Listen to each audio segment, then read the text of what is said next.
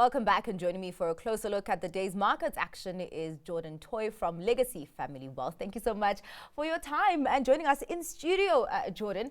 I was actually looking at the JSE for the longest time and it was trading flat, and I was like, you know what? Clearly investors aren't interested today, and I was wondering if all the action was really just happening in the US, and then I actually saw that the JSE was actually up by more than 0.25%. What have you made of how investors have been trading today?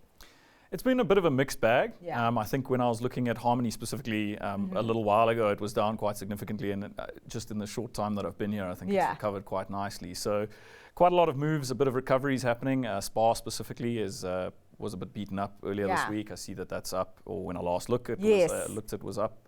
So a bit of a mixed bag. Not a major day though, 0.25% up is what you mentioned. Is what's happening in the US worries about the health of the economy or the labor market? Because I do understand that we also got some ADP private payrolls today, where growth was actually below what markets had expected. Maybe markets starting to think that maybe the labor market's cooling down a little bit too much at this point. Yes, definitely. I think the focus has shifted increasingly from interest rates to the strength of the labor market. Yeah. The US Federal Reserve has a dual mandate, unlike our Reserve Bank, which is not just price stability, but also unemployment. So, and in the Fed's own words, they're looking at that more increasingly, and they see those two becoming more in balance. So, as you mentioned, the ADP payrolls figure was a little bit on the low side. But it is a big week for labor market data. There's also non-farm payrolls coming out tomorrow.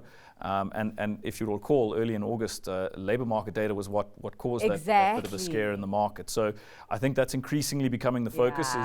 It looks like a soft landing is still on the cards, but increasing labor market weakness. If there's big downside surprises in some of these data numbers coming out later this week, especially tomorrow, and we could see some volatility in markets again. Well, talking about a scare, investors on Harmony Gold actually got quite a scare today, which is surprising to me because, I mean, this miner is one of the few miners that's able to consistently, produce operational excellence, also managing to take advantage of the higher gold price. And they did deliver a good performance.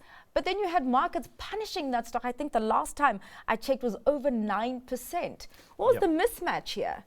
So I think it's probably in my mind quite similar to the example we saw in the US earlier last week. Yes. With Nvidia's results. Exactly. When expectations are high, and I'm not saying that's the case with Harmony, but you can have good results and still have negative moves. So in Harmony's case, they've delivered a pretty solid set of results. Outputs up, gold prices up, so they're capitalizing on the combined effect of those two. But you're seeing the forward guidance letting the market down a little bit. They talked about rising costs. I think they mentioned an expected increase of up to 22%. So despite as good as the results were, the market's more worried about the forward-looking guidance, and that's driven the stock today, unfortunately, for Harmony. But I think all in all, a good job by them. I think it was pleasing to see one of our South African mining operations doing a bit better.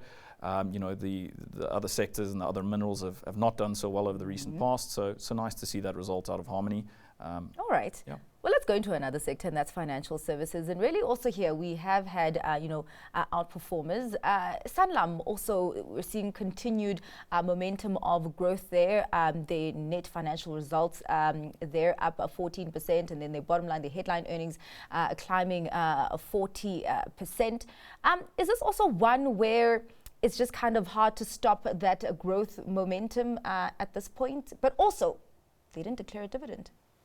Yeah, so I think that shows a bit of a defensive stance, the lack of a dividend declared. Yeah. But across the board, it seemed like the divisions performed quite well. You mentioned the headline earnings per share, I think was up around 40%. So a good result across the board by the sounds of it. I haven't had a chance to go through the very detailed numbers on that, but at a high level, it seems like a very good result. And don't worry, I've got you. We have the financial director on just after 6. Okay.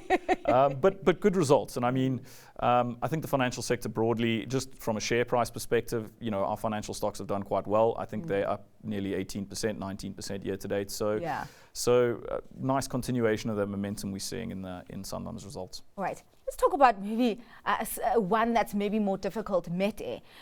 They came out with an interim operational update today, saying that they performed resiliently even with difficult trading conditions in their operating market, seeming that there's quite a mixed picture over there operationally, but also looking at some of the challenges that they have experienced when it comes to the balance sheet. Talk to us, maybe just break down some of the key points that stood out for you in this update today. So the major one that really stood out to me was their commentary on their operations in Turkey. Yeah. I think from a sort of a more macro perspective, Turkey is probably a very tough environment to operate in, and I can imagine very difficult for the company to plan in, especially when inflation peaked at north of 70%. And interest rates are running at near 50%. So I can imagine it's a very challenging environment for management to be making decisions in. So I think they're managing it as best they can, given the circumstances in that operation there. And continued work on their debt restructuring. Yeah. So I think Turkey's one to keep an eye on. They obviously have operations across other areas, but I think that's a key challenge for them to overcome. Obviously, a lot of it out of their control, and more a case of what can you do, what is in your control in that space. All right. Well, let us get to your stock pick for today. Where are you finding opportunity? So I think an interesting one to talk about today is PDD or Pindodo. I think most South Africans will probably be more familiar with Temu, which is so it's an online e-commerce business. A relatively new entrant, if I can say that. Having said that, revenues are north of $30 billion, so not a small business. But I think an interesting one in that they are different to, say, an Amazon, that their model is very much driven on direct-to-manufacturer operations. Obviously, very cheap prices is kind of what they built the business on. And I think an interesting one to keep an eye on. It's obviously been beaten up over the last month. I can see, yeah. It's down significantly. So they came out with results, which, again, similar to, I don't want to put them in the same boat as NVIDIA, but pretty good results. Earnings growth, they're growing. But I think, again, you disappoint the market, or your earnings growth can be good, but just not good enough, and you get quite a significant re-rating there. So over the longer term, still comfortably up, but a little bit hurt over the last year. But I think one to keep an eye on.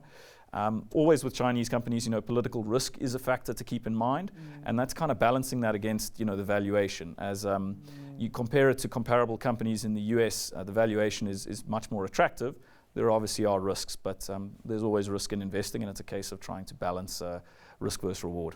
Indeed. Well, thank you so much for your time and giving us insight on what has been moving investors' money today. That was Jordan Toy from Legacy Family Wealth.